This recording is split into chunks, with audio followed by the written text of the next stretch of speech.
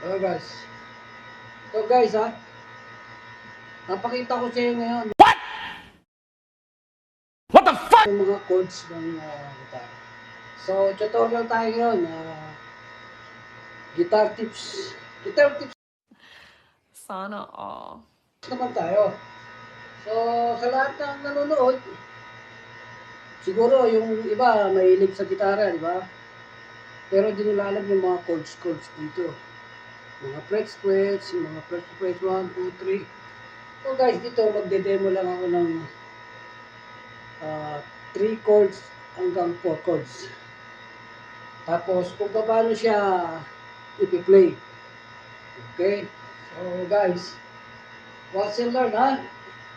So mag-start tayo sa key of G. Key Oh my god! Wow! of G.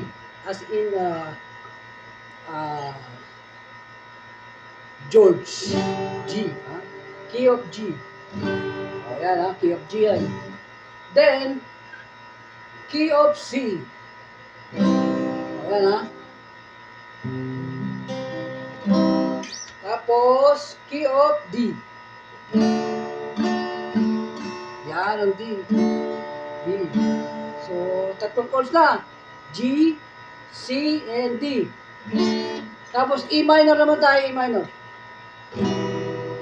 Okay. So, 4 chords. Yan.